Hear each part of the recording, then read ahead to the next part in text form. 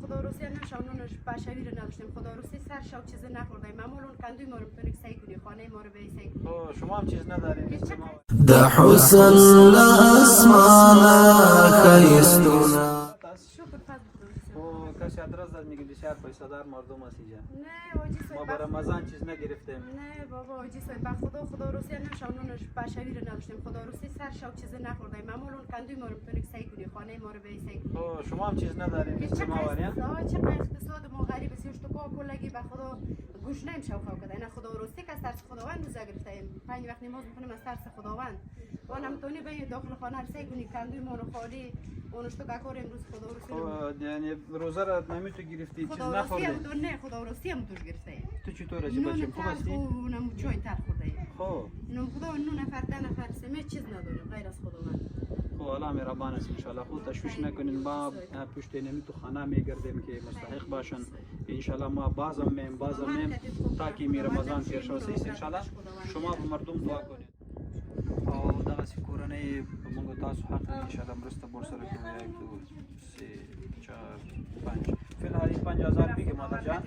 او خدا مهربان است سلامت باش ان شاء الله ما میم بازم ان شاء الله والی شما را میگیریم مسلمانانو ورونو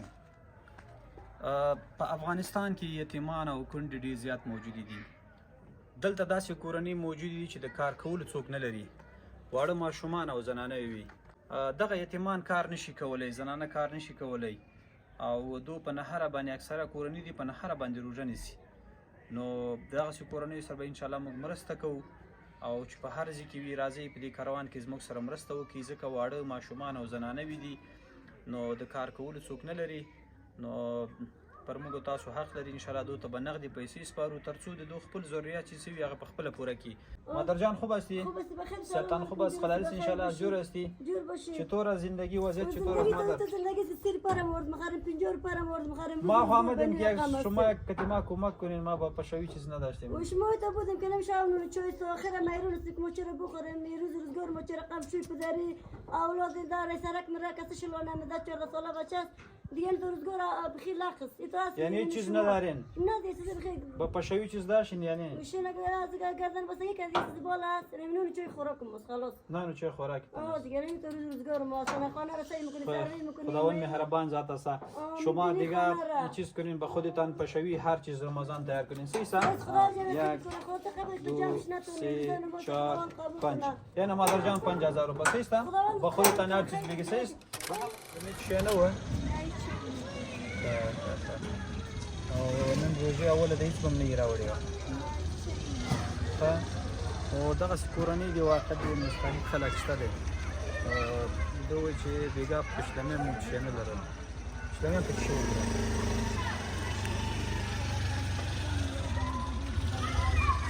د همسایګان په ډوډۍ باندې موږ هغه پښتنه وکړلو ځاله به رحم وکړي انشاءالله ښه تشویش مه کوئ خدای مهربان دی نو د سبو کې یو